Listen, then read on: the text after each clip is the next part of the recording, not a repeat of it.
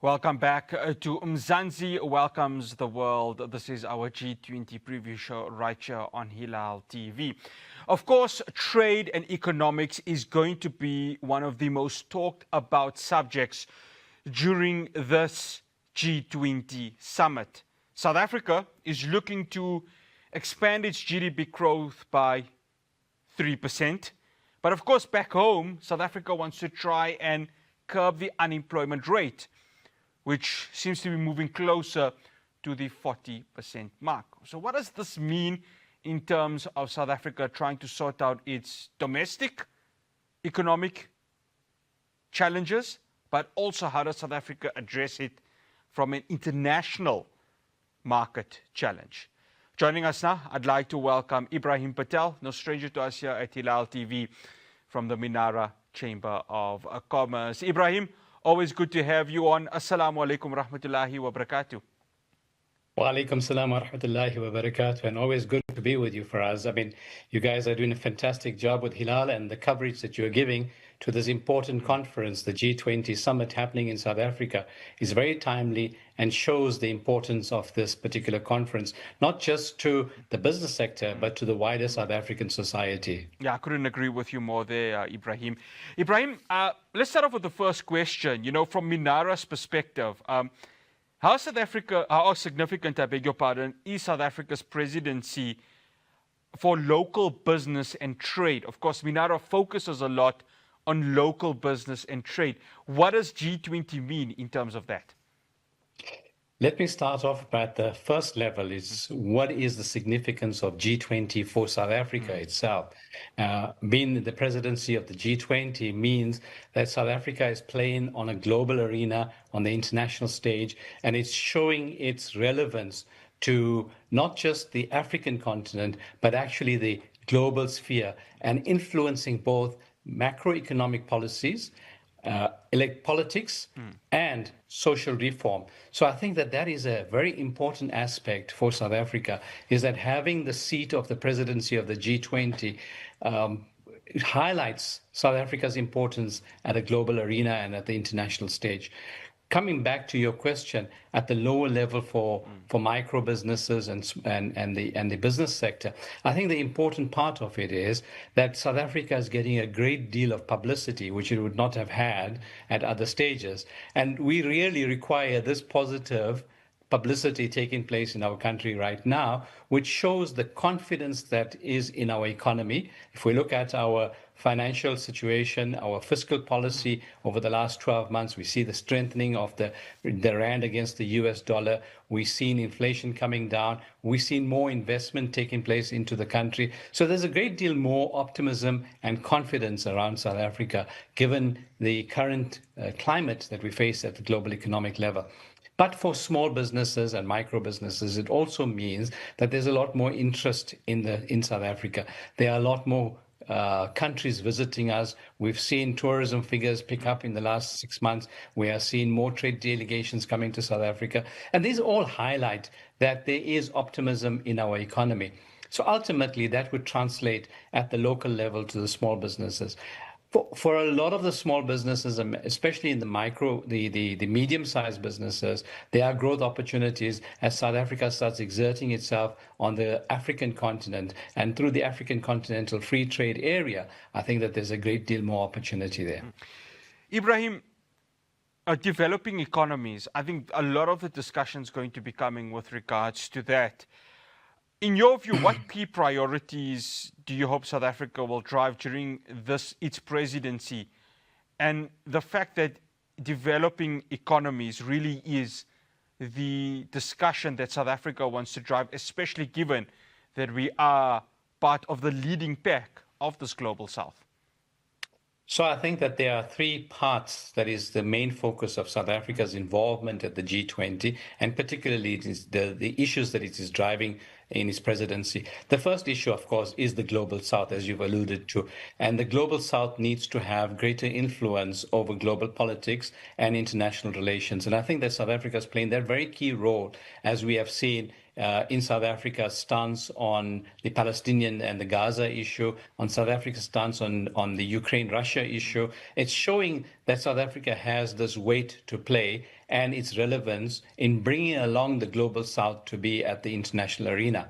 But at the same time, South Africa is pursuing three main issues within the presidency of the G20. The first is on inclusive global economic growth. That means how do we integrate all these different countries at different levels, whether they are developed nations, whether they are developed, so-called developing nations. How do we integrate the growth and create a more inclusive economic environment, a global economic environment?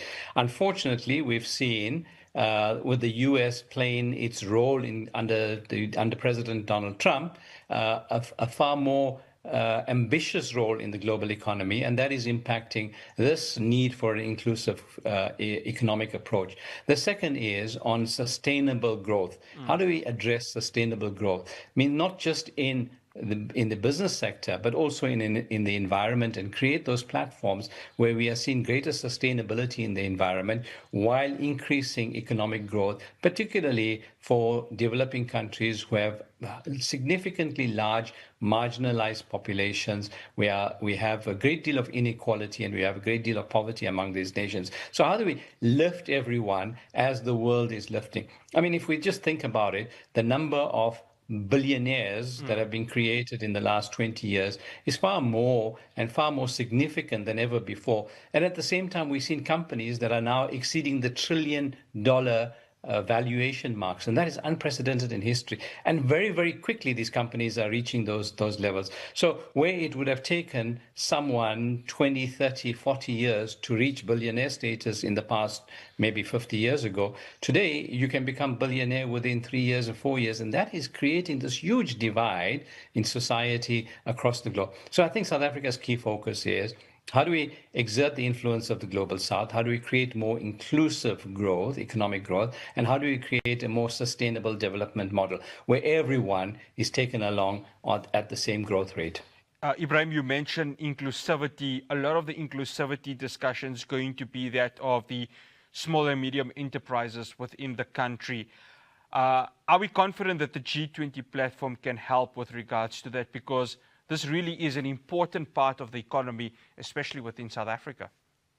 Significantly, that within G20, there is a parallel Business 20, the B20, which is taking place. So whilst the G20 summit has been taking place over the past year in South Africa, and ultimately we will have the key summit taking place at the end of November, the B20 platform has been moving forward as well. So within the B20 platform, they have been addressing specific sectors, sectors such as the economic growth of countries in terms of sustainability, environment issues, green economy, renewable energy. So a lot of these streams have been created within B20, and they are specific working groups that are working on bringing together the great minds in the G20 countries to start addressing issues particular to business. And so those B20 streams that have been created, there have been a number of pillars in those streams, and those streams have been continuing. So I think the focus of business has been really great within this G20. So it's not just about the politicians, the government leaders and politics. It's also about business asserting itself within the G20 by creating the separate Business 20. And within Business 20, there's also Finance 20 that has taken place. There is the Just Energy Transition that has taken place as well. So, you know, if we just look at the pillar of just energy transition, and that is, how do we utilize this unprecedented opportunity that we have on the African continent as it pursues this transition to renewable energy, to create greater opportunities for small businesses and inclusive economic growth. So how do we use hydrogen energy to create new renewable energy projects that downstream to smaller businesses? We enter into the supply chain to create SME opportunities to supply to renewable energy, to solar plants. So all of these things have been discussed in the Just Energy Transition working groups, the other working groups as well. So I think that in that sense, the B20 itself has positioned business within the G20. After the break, I continue my conversation with Ebrahim Patel. We're going to be discussing just the importance of South Africa's trade from various parts in the world, but a specific look at how South Africa can strengthen its trade through the Middle East, Asia, specifically South Asia. South Africa just returned from the ASEAN conference. How massive is its partnership in terms of trade and business with the Southeast Asian countries? Do stay tuned. We'll have more for you on Mzansi welcomes the world after the break.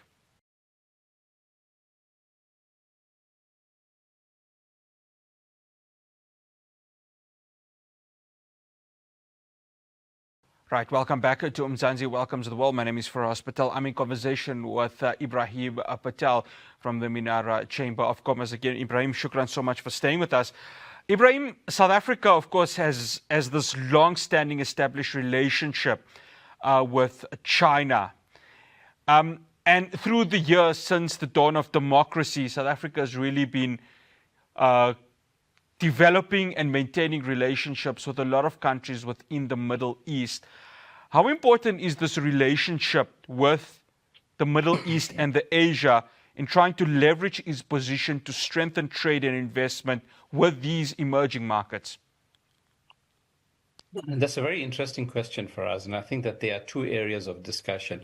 One is South Africa's position within various global blocks. Now, if I take, for instance, the G20, South Africa's positioning within G20 gives it access to the G20 countries. But at the same time, South Africa is a significant player within BRICS. And as we've seen BRICS expand into BRICS++, we are now seeing the Middle East countries that are joining into BRICS. And so South Africa has now established these multilateral relationships, not just at key South Africa to country levels, but at South Africa to the BRICS bloc level. And so that has created multifaceted relationships for South Africa.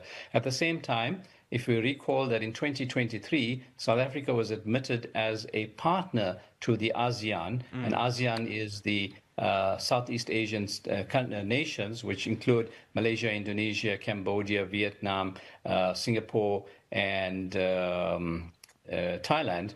These countries are significant economic bloc and trading bloc within Southeast Asia.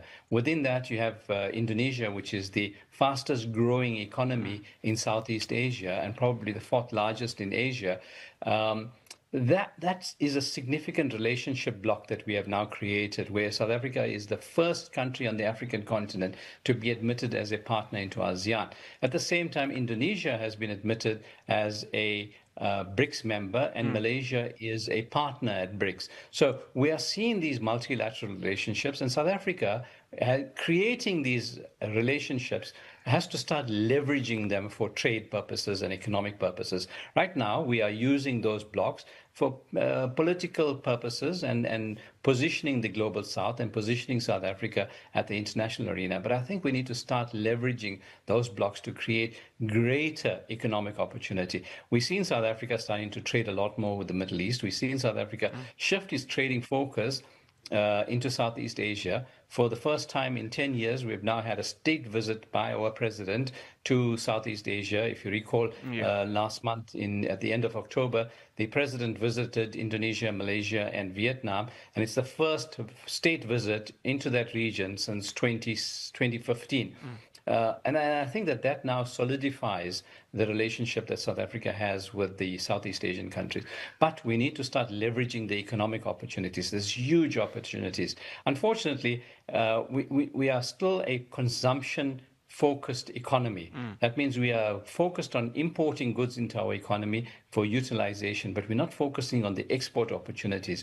There are opportunities, significant opportunities for South Africa to start exporting finished goods into Southeast Asia and into the Middle East and into Africa. So if we look at the African economy is projected to be sitting at 3.4 trillion US dollars by 2030. And if we look at the Middle East, it's a significant market as well in Southeast Asia. And South African businesses should be now pushing towards the export market and driving export. This is a key focus of what Minara is looking at, is how do we convince government to industrialize and pursue a very vigorous industrialization policy of our economy, to start pushing more industries, more manufacturing, and start pushing more exports across the world. In that way, we can create more sustainable jobs. We can create more jobs. I mean, we're sitting with a huge unemployment issue, and we can start moving our economy to what government wants, and you alluded to at the start of this discussion, a 3% economic growth. Currently, we're sitting below 1%, which is far below the average of our African peers. If we look at the African continent, average growth rate is 4%, and we are sitting below 1%. So that tells us that there's a significant disconnect between the potential of our economy and the reality of our economy.